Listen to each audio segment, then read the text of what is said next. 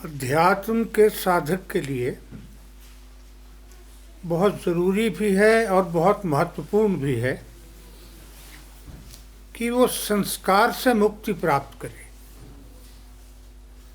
अब संस्कार क्या है पहले यही देख लें। पिछला जन्म, ये जन्म, परिवार, शिक्षा, मर्यादा, समाज का बिहेवियर, ये सब मिलकर जब हमारे अचेतन मन पर असर डालते हैं, हमारे अचेतन मन में उतर के बैठ जाते हैं, तो संस्कार बनते हैं। पूर्व जन्म का संस्कार क्या है? पैदा होते ही बच्चे को माँ का दूध पीना कैसे आ गया? ये संस्कार था उसका पूर्व जन्म का, जो प्रकट हो गया। जैसी शिक्षा किसी को मिलती है, जैसा समाज मिलता है, जैसा परिवार मिलता है, जो व्यवहार होता है, वो सब का सब हमारा संस्कार बन जाता है। तुम नहाते हो, नहा के बदन पोंछते हो। जो आदमी पहले सिर पोंछ रहा है वो हमेशा सिर ही पोंछेगा। जो मुंह पोंछ रहा है मुंह ही पोंछेगा।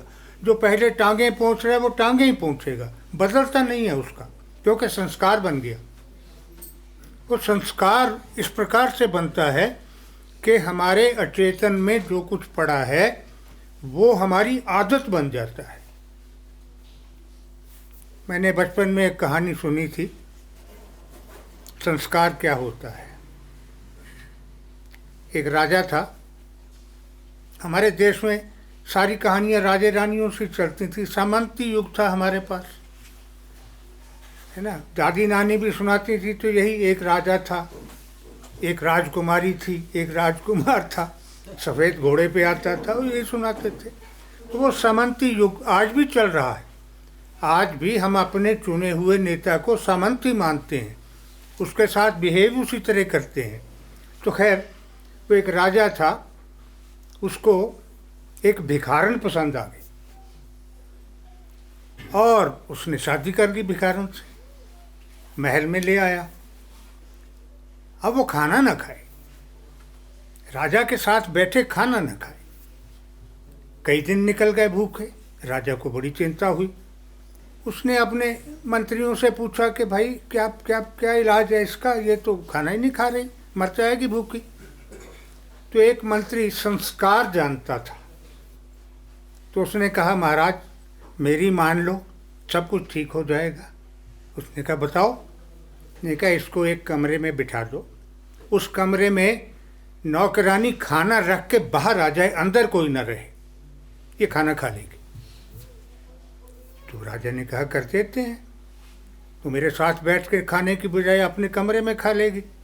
तो कमरे में उसके खाने की थाली रख के नौकरानी बाहर आ गई, कमरा बंद कर दिया। अब वो देखती है, भूख तो लगी हुई है। अब वो देखती है तो उसने क्या किया, एक रोटी उठाई, उस पर सब्जी डाली और उसको किसी ऊंची जगह पे ज़रा सा रख के बोली, ए बाबा एक रोटी दे देना, और खा ली। ये संस्कार था उसका, मांगना, भिक्षा मांगना, इसको संस्कार कहते हैं। जैन धर्म में संस्कार को आत्मा का कर्मबंध बताया जाता है। हमारा संस्कार हमारी आत्मा के लिए कर्मबंध बनाता है, इसलिए संस्कार से मुक्ति चाहिए। बुद्ध ने संस्कार को कंटिन्यूड एक्शन कहा है, निरंतर कारण। जो बार बार हो रहा है, निरंतर हो रहा है, वो संस्कार है। लेकिन बुद्ध मुक्ति की बात नहीं कहते। बुद्ध ये नहीं कहते कि संस्कार से मुक्ति प्राप्त करो। बुद्ध कहते हैं इन संस्कारों का शुद्धिकरण करो, इन संस्कारों को शुद्ध करके इस प्रकार से बनाओ कि आत्मा का कर्म बंध न बनने पाए। अब संस्कार में जो कुछ हमें मिलता है, जिस प्रकार से मिलता है, उस सब में एक धर्म भी मिल जाता है, वो भी संस्कार है। माँ बाप से, परिवार से, समाज से, अपने व्यवहार से लोगों के देखते हैं, घर में जो कर्मकांड हो रहा है जिस प्रकार का भी, उसको देखते हैं, बच्चा जब देखता है तो उसके अचेतन में वो बैठ जाता है और फिर वो उसको मानने लगता है। धीरे धीरे उसकी आस्था बन जाती है। आस्था प्रश्न नहीं करने देती, आलोचना नहीं करने देती, सोचने नहीं देती, विवेक से काम नहीं करने देती, क्योंकि आस्था जो है वो अंधी होती है, ब्लाइंड फेथ, आंख बंद करके विश्वास कर लिया। तो ये जब आती है स्थिति, तो फिर क्या होता है कि हम साहित्य को भी धर्म बना लेते हैं। विष्णु का अवतार थे राम, विष्णु का अवतार थे कृष्ण, ये संस्कार में मिला है हमें। होगा, सही होगा, भगवान ही होंगे राम, कृष्ण भी भगवान ही होंगे, लेकिन इनके ऊपर जो किताबें लिखी गई हैं, जो साहित्य लिखा गया है, वो धार्मिक नहीं है। क्योंकि लिखने वाला अपनी कल्पना से, अपने दृष्टिकोण से, अपने विश्वास से और अपने संस्कार से साहित्य की रचना करता है। कहानी सोचते हैं कैसे करनी है। वाल्मीकि ने जब रामायण लिखी तो उसका राम भगवान नहीं है, रामायण में साधारण मनुष्य है, अच्छा आदर्श मनुष्य है, लेकिन मनुष्य है, भगवान नहीं। तुलसीदास ने जब रामचरितमानस लिखा तो भगवान बना दिया। तुलसीदास का भगवान राम जो है वो मनुष्य नहीं है, वो भगवान है। तो ये साहित्यकार का लिखा हुआ, साहित्यकार की कल्पना से बनी हुई एक कहानी है, और उस कहानी को क्योंकि आगे लेके जाना होता है, इसलिए फिर जो वो अपने आदर्श देना चाहता है वो आदर्श बीच में पिरोता रहता है। तुलसीदास अखंड भारत का रूप देना चाहते थे, तो अयोध्या से लेकर लंका तक, कन्याकुमारी तक राम की यात्रा करा दी। ठीक है, अखंड भारत की कल्पना तुलसीदास ने दे दी। आदर्श समाज अपने हिसाब से बनाना चाहते थे, पिता की आज्ञा भी, माता की आज्ञा, ये सब उन्होंने बना के वो कर लिया। लेकिन आस्था तुम्हें सोचने नहीं देगी कि साहित्यकार ने कहाँ कहाँ क्या सोचा था, किस तरह से कहानी बनाई थी, कहाँ तक लेके गया है, और इसके प्रति हमारी श्रद्धा होनी चाहिए कि नहीं होनी चाहिए। इसको हम धर्म ग्रंथ माने कि नहीं माने। अगर रावण ने सीता ना उठाई होती या हनुमान के कहने पर वापस कर दी होती तो युद्ध ही नहीं होता। तुलसीदास ने एक राम राज्य की कल्पना भी की, जिसकी आजकल बहुत चर्चा हो रही है। राम राज्य तुलसीदास ने जिस तरह से कल्पित किया उस तरह से प्रोजेक्ट कर दिया अपनी रचना में। एक धोबी के कहने पर राम ने अपनी पत्नी को घर से निकाल दिया। बहुत बड़ी बात है कि समाज में अगर एक छोटा आदमी भी कोई आलोचना करता है सरकार की, तो सरकार को चाहिए करके दिखाए उसको। उसकी आशंका का मूल्य डाला राम ने। लेकिन विचारणीय तो ये है कि क्या सीता प्रजा नहीं थी? उसको किस बात की सज़ा दे दी? गर्भवती स्थिति में उसको घर से क्यों निकाल दिया? राम को तो पता था कि इसके पेट में जो बच्चा है वो रावण का नहीं है, मेरा है, फिर क्यों निकाल दिया घर से? अब लक्ष्मण है, भाई के प्रति बड़ी श्रद्धा है, भक्त है भाई का, भाई के साथ 14 वर्ष के लिए वनवास चला गया। उसकी पत्नी उर्मिला ने क्या गुनाह किया था? उसको किस बात की सज़ा दे के निकल गया? वो 14 वर्ष क्यों अकेलापन भोग रही है पति के बिना? उसको भी ले जाता अगर राम सीता को लेके गया था। तो राम राज्य की जो कल्पना हम तुलसीदास के यहाँ देखते हैं, उसमें एक साहित्यकार की कल्पना है। वो आदर्श राम राज्य प्रस्तुत नहीं कर रहा। लिख तो रहा है तुलसीदास कि राम के राज्य में वर्षा उतनी होती है जितनी ज़रूरत हो, धूप उतनी पड़ती है जितनी आवश्यकता हो, और अकाल मृत्यु नहीं होती है। ये सब तुलसीदास बता रहा है राम के राज्य में। लेकिन तो किसी के राज्य में भी नहीं हो सकता कि वर्षा तुम्हारी इच्छा के अनुसार हो, धूप तुम्हारी इच्छा के अनुसार निकले, और कोई अकाल मृत्यु ना हो, ये तो हो नहीं सकता। कल्पना है, चाहता है तुलसीदास कि ऐसा राज्य आए कि उसमें ये सब हो। लेकिन संस्कार जब बना देते हैं हम अपने बच्चों का रामायण के प्रति, रामचरितमानस के प्रति या और कृष्ण के साहित्य के प्रति, तो फिर वही सामंती सोच हमारी चलती रहती है। हमारा राम जो है वो राजा राम है, हमारा कृष्ण जो है वो द्वारकाधीश है, फिर राजे महाराजे बनाने की वो सारी कहानी। अब जब आत्मा का कर्म बंध बता रहा है, महात्मा बुद्ध बता रहा है, तो फिर उसके पीछे कोई लॉजिक होना चाहिए। और वो लॉजिक ये है कि हम जो कुछ करते हैं सामाजिक जीवन में, पारिवारिक जीवन में, उसका आत्मा को क्या भुगतान करना पड़ता है।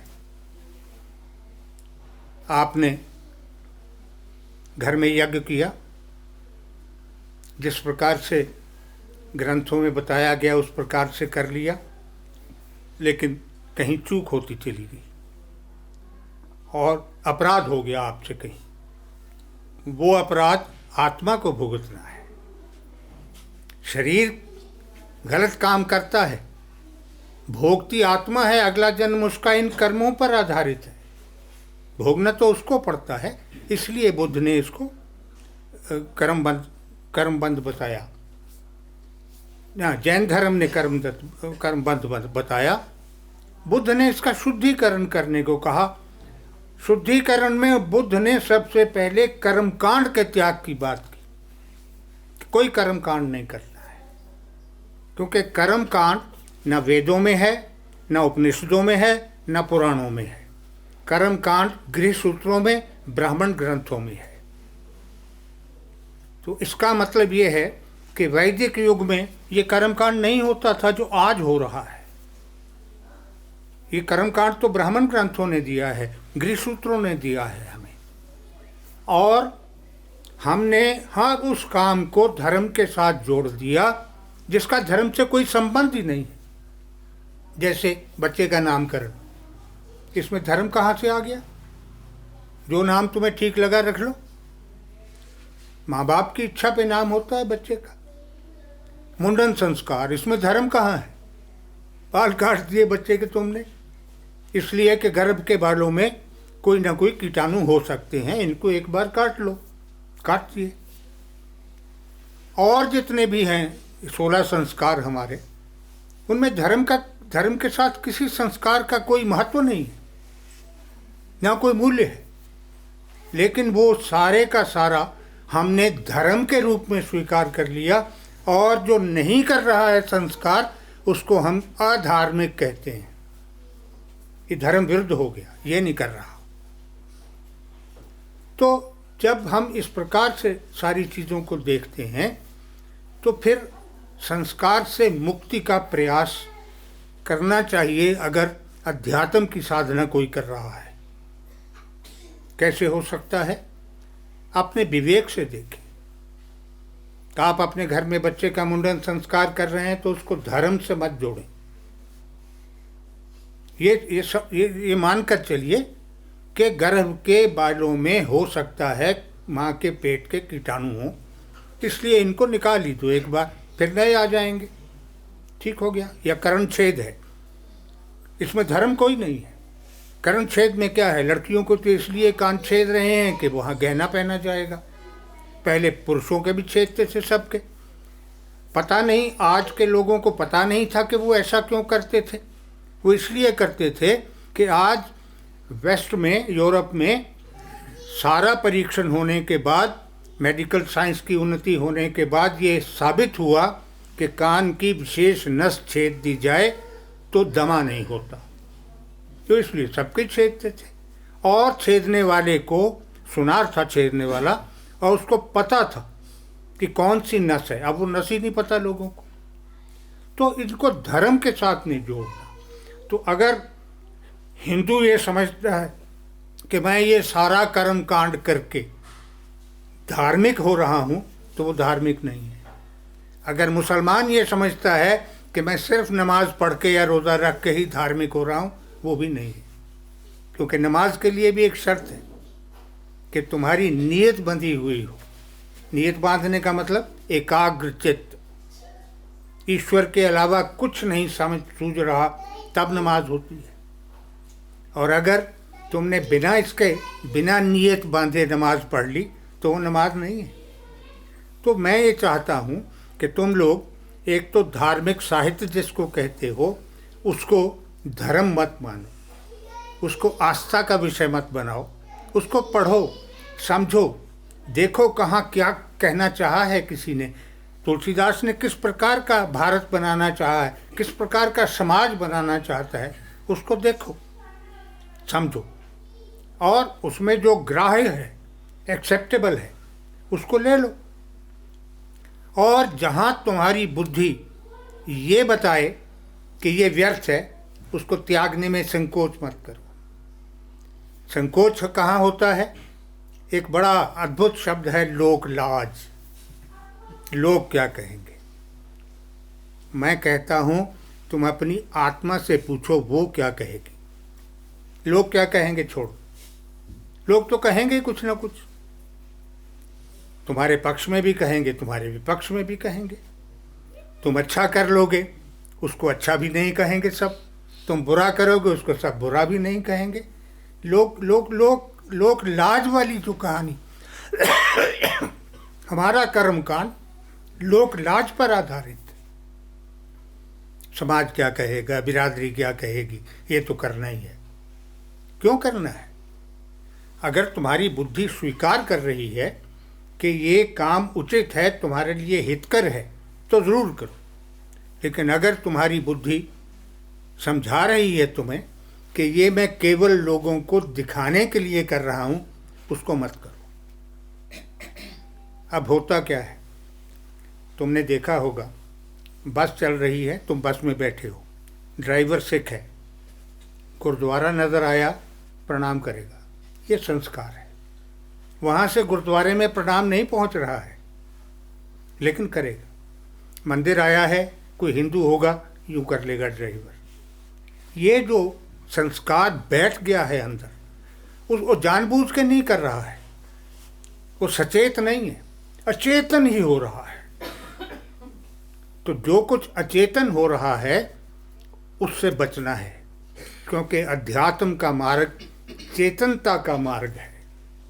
अध्यात्म के साधक को चैतन्य होना होता है, अवेकंड। लेकिन अगर तुम अवेकंड हुए बिना ही कुछ किए जा रहे हो तो फिर तुम अवेकंड नहीं हो। चैतन्य तब हो जब तुम्हारा हर एक्शन, हर कर्म तुम्हारी चेतना के अनुसार हो रहा हो। मुझे मालूम है मैं क्या कर रहा हूँ, क्यों कर रहा हूँ। जब अचेतन करते हैं तो फिर आत्मा के लिए कर्मबंध बना देते हैं, जो आत्मा को ही भुगतना है बेचारी को, क्योंकि शरीर तो रहेगा नहीं, शरीर तो समाप्त हो जाएगा। तो इसलिए जो भी कर्म तुम करते हो, विशेष रूप से कर्मकांड की बात कर रहा हूँ मैं, कर्मकांड को विवेक से करो, अन्यथा लोकलाज के कारण से उसी गलत ढर्रे पर मत चलो जिस पर तुम्हारे पूर्वज चलते आए, जिस पर तुम्हारे माता पिता चलते आए, वो नहीं करो। धर्म को भी धर्म के हिसाब से समझो। मैं पहले भी समझा चुका हूँ, धर्म कोई पवित्र शब्द नहीं है। धर्म का मतलब है आचरण, व्यवहार। तुम्हारा व्यवहार जो है वो तुम्हारा धर्म है। वर्षा का धर्म क्या है? बरसना। हवा का धर्म क्या है? चलना। धूप का धर्म क्या है? गर्मी देना। तो धर्म पवित्र शब्द नहीं है। तो धर्म के पीछे मत लगो, अध्यात्म के पास आओ, अध्यात्म को समझो। धर्म बाहरी कर्मकांड कराता है, अध्यात्म आंतरिक कर्मकांड कराता है। तुम बाहर का जो भी कर्मकांड करते हो वो कर्मकांड है। शरीर जो कुछ बाहर कर रहा है कर्मकांड है। यज्ञ करे, हवन करे, दान करे, पुण्य करे, जो भी करे, नमाज पढ़े, रोज़ा रखे, चर्च में जाए, गुरुद्वारे जाए, ये सब बाह्य कर्म है। ध्यान में जब तुम बैठते हो, समाधि जब तुम लगाते हो, तो फिर किसी को दिखाई नहीं देता कि तुम अंदर क्या कर रहे हो। तुम्हारे अंदर क्या हो रहा है, तुम्हारे चक्र चल रहे हैं, तुम्हारी कुंडली काम कर रही है, तुम्हारी ऊर्जा बन रही है, और उस ऊर्जा पर आत्मा तुम्हारे शरीर से बाहर निकलकर ब्रह्मलोक की यात्रा कर रही है। ये तुम्हारे अंदर हो रहा है, न कोई देख सकता है, न तुम किसी को दिखा सकते हो।